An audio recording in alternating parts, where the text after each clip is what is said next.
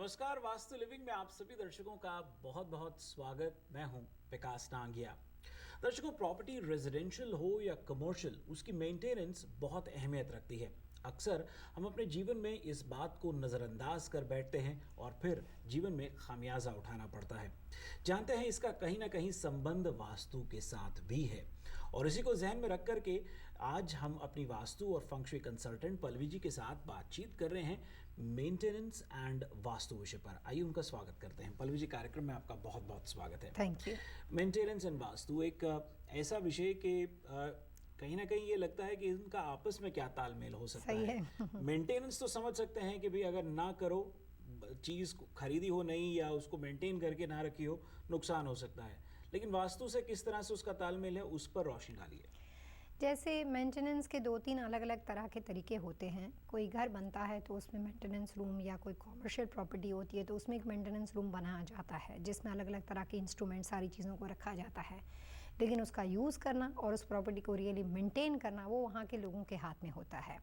कई बार बहुत अच्छी पोटेंशियल प्रॉपर्टी होती है रेसिडेंस की, कमर्शियल की, लेकिन लोग वहाँ पे रहने वाले उसकी छोटी-छोटी बातों को इग्नोर करते रहते हैं और धीरे धीरे सालों साल होते हुए उस घर की हालत बदलती जाती है। बहुत सारे लोग होते हैं कि जिनके लिए घर रहने के लिए सिर्फ 4 दीवारों से ज़्यादा कुछ भी नहीं होता है। तो अगर घर में छोटे बच्चे हो तो पेंट बिखर जाता है। कंस्ट्रक्शन में बहुत टाइम तक अगर उसका ध्यान नहीं रखो और कई बार दरवाज़ों से आवाज़ आनी, कर्कश आवाज़ आनी शुरू हो जाती है। कई बार कुछ जगह पे लाइट्स वगैरह हैंगिंग उसके लटके हुए होते हैं, वो ठीक ठाक नहीं होते हैं। कमर्शियल प्रॉपर्टी में कई बार ऐसा होता है कि छत के अंदर कोई चीज़ लीकेज हो या ऐसे कुछ हो तो उसमें बहुत बुरे तरह के स्पॉट्स सारे पड़े हुए होते हैं। काफ़ी गैस स्टेशन वगैरह में मैंने देखा हुआ है कि कोई चीज़ सीलिंग के अंदर ख़राब हो गई हो तो वो लोग फिर उसको नज़रअंदाज कर देते हैं। तो प्रॉपर्टी आपके लिए थोड़ा सा उसकी मुआवजत या आपके लिए उसका मुआयना और उसको मेंटेनेंस मांगती है। और वो मेंटेनेंस वास्तु के अनुसार इसलिए दिया जाता है कि परफेक्शन वर्ड्स को पूरा करने के लिए जो भी चीज़ उसमें अधूरी है या जो भी चीज़ वहाँ पे परेशानी वाली है उसको अगर आप फिक्स नहीं करते हो तो वहाँ पे परफेक्शन नहीं आती। और जिस जगह के अंदर परफेक्शन नहीं होती है, जहाँ पे 100% चीज़ें परफेक्ट नहीं होती है, वहाँ का वास्तु हमेशा कोई ना कोई वास्तु दोष क्रिएट करता है, क्योंकि वास्तु ही परफेक्शन का दूसरा नाम है। जी, छोटी छोटी बातों से समझने का प्रयास करते हैं पल्लवी जी। जी। कई बार ऐसा देखा जाता है कि घरों में दीवारों में दरार आई हुई होती है। जी। अब ये कहावतें हम सुनते आते हैं कि दिलों में दरार आ जाए तो फिर वो मतलब निशान हमेशा रह जाता है, या दोस्ती में दरार आ जाए तो वो निशान हमेशा रहता है, भले ही लाख उसको भरने की कोशिश की जाए। लेकिन अब ये दीवारों में दरार, भले वो कमर्शियल प्रॉपर्टी में हो या रेजिडेंशियल प्रॉपर्टी वो में भर हो, सकते हैं। भर सकते हैं, लेकिन फिर भी लोग नज़रअंदाज करते हैं। सही है। लेकिन इस दरार का क्या कुछ वास्तु से लेना देना है, या उसका किस तरह का नुकसान हो सकता है? अगर आप यूएस के लॉ के हिसाब से आप समझते हो और अगर आपकी रियल एस्टेट कमर्शियल प्रॉपर्टी है और अगर आप उसको वेल मेंटेन नहीं रखते हो तो काफ़ी तरह की समस्या हो सकती है। आपके बिजनेस के लाइसेंस को परेशानी हो सकती है।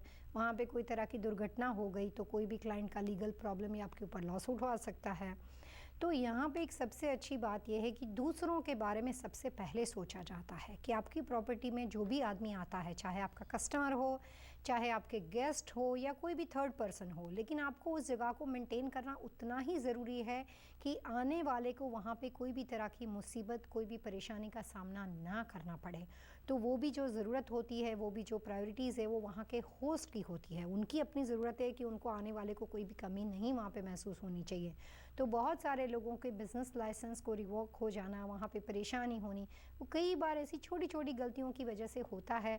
बट वही मेंटेनेंस अगर वही चीज़ राइट टाइम पे की जाती है, तकलीफ को उठाने के बिना, तो उस प्रॉपर्टी को आप सेव कर सकते हो और वहाँ पे होने वाले लीगल प्रॉब्लम से ऑनर को वहाँ से परेशानी से वो मुक्त रह सकता है। ऐसा माना जाता है कि जो घर के अंदर या कमर्शियल प्रॉपर्टीज़ के अंदर जैसे जो नलका है, फॉसेट जो है, बूंद बूंद जैसे बहता रहता है, आप उसको फिक्स नहीं कराते हो, मेंटेन नहीं करके रखते हो, तो पैसे का जो है खर्चा ज़्यादा होता है, ये बात सिर्फ सुनी सुनाई है या ये वास्तु अनुसार सही नहीं, है? बिल्कुल सही है। कई बार फ्लश टैंक के अंदर कोई भी तरह की परेशानी हो तो पानी वहाँ से जाता रहता है। ओवर कई लीक होता बार रहता है जी। फॉसेट में कोई भी तरह की परेशानी हो, कुछ ऐसा कोई भी तरह का पीस ऐसा उसका लीकेज और जिसमें से पानी लीक होता हो या ऐसे बूंद-बूंद करके जाता हो, तो वास्तु में तो कई बार ऐसा बोलते हैं कि जिसके घर में पानी व्यय होता है, जिसके घर में पानी गलत तरीके से जाता हो, उस घर का पैसा तो कभी भी उस घर में नहीं रह सकता, चाहे वो किसी भी एंगल से पानी जाता हो।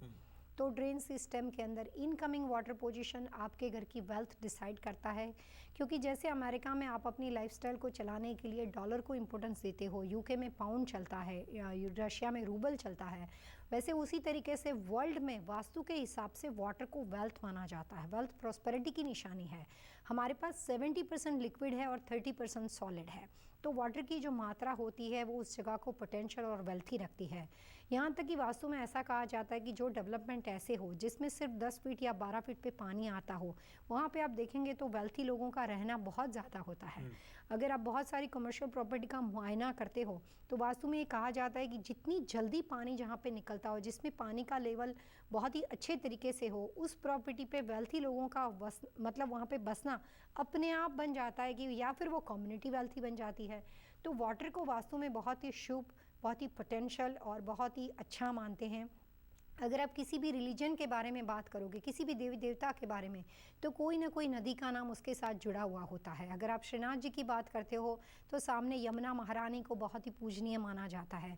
वैसे शंकर की बात होती है, महादेव की बात होती है तो गंगा जी को बहुत ही शुभ माना जाता है। तो हर ईश्वर के साथ साथ कृष्ण के साथ यमुना जी को बहुत ही शुभ मानते हैं। तो इस तरह से हमारे यहाँ पे नदी को भी माँ का रूप माना जाता है, उसकी पूजा की जाती है। लेकिन लॉजिकली कॉन्सेप्ट सिर्फ उस जगह की प्रेयर करना या किसी नाम की प्रेयर करना नहीं है। लॉजिकली कॉन्सेप्ट वाटर का है। अगर हम गुरुद्वारा की बात करते हैं तो वहाँ पे भी वो अमृत वाटर को शुभ मानते हैं। तो पानी को हर रिलीजन के अंदर भी एक खास स्थान दिया गया है। उसी तरीके से घर के अंदर कंस्ट्रक्शन स्ट्रक्चर का कोई भी वास्तु दोष हो तो वो भी कुछ तरह के डैमेज या किसी कॉर्नर के अंदर ऐसा कंस्ट्रक्शन में फॉल्ट हो तो वहाँ से होने वाला वास्तु दोष आपको नुकसान कर सकता है। लेकिन पानी का तो घर के किसी भी कॉर्नर के अंदर वहाँ पे उसका मिसयूज़ होना, उसका व्यय होना, वो हर एंगल से फाइनेंशियली चीज़ों का लॉस माना जाता है। जी, कई परिस्थितियाँ ऐसी होती हैं पल्लवी जी, हमने देखा कि लोगों के पास लैंडस्केप की जगह है, लैंडस्केपिंग किया हुआ है लेकिन मेंटेन नहीं किया हुआ है।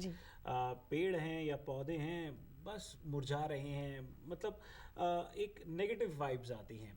अब लैंडस्केपिंग के ऊपर आप अक्सर तवज्जो देती हैं, फोकस करती हैं और क्या कहेंगे अगर लैंडस्केपिंग मेंटेन्ड ना हो तो उसका क्या खामियाजा हो सकता है? यही सब बातें गेटेड कम्युनिटी में रहने वाले लोगों के लिए बड़ी अच्छी होती है, क्योंकि वहाँ पे एचओए क्या एक डर बना रहता है, वहाँ पे पेनल्टी लग जाती है।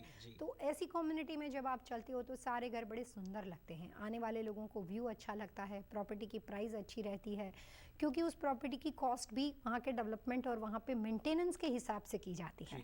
कई बार आप कस्टमाइज होम देखोगे, उसमें आप जो मर्जी कर सकते हो। तो कई बार कुछ लोग लैंडस्केपिंग करते हैं, कुछ इस तरह से बिखरा हुआ पड़ा रहता है, ज़्यादा उस पर तवज्जो नहीं देते हैं।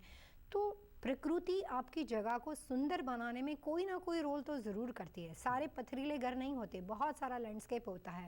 मेरे को काफ़ी लोग बोलते हैं कि पल्लवी जी अमेरिका और इंडिया में प्रॉस्पेरिटी में इतना डिफरेंस क्यों है? मैं कहती हूँ इंडिया भी प्रॉस्पेरस है, अमेरिका भी प्रॉस्पेरस है, लेकिन वो कहते हैं कि डिफरेंस डॉलर और रुपीज़ में क्यों है? तो इकोनॉमी कुछ भी बोलती होगी, लेकिन वास्तु तो ये कहता है कि अमेरिका में जितने सर है उससे ज़्यादा पेड़ है और इंडिया में जितने पेड़ है उससे बहुत ही ज़्यादा सर है। तो फ़र्क ये होता है कि ह्यूमन बीइंग बहुत ज़्यादा है और वहाँ पे नेचर या प्रकृति नहीं है, तो बहुत तरह की विपत्ति, बहुत तरह की परेशानियाँ होती है। जहाँ पे प्रकृति प्रॉस्परस होती है वहाँ पे सब कुछ प्रॉस्परस होता है। जी, बहुत अच्छा उदाहरण। और इस बात को समझने के बाद एक छोटा सा ब्रेक लेते हैं और ब्रेक के बाद मेंटेनेंस एंड वास्तु विषय पर बातचीत जारी रहेगी। आप बने रहिए हमारे साथ।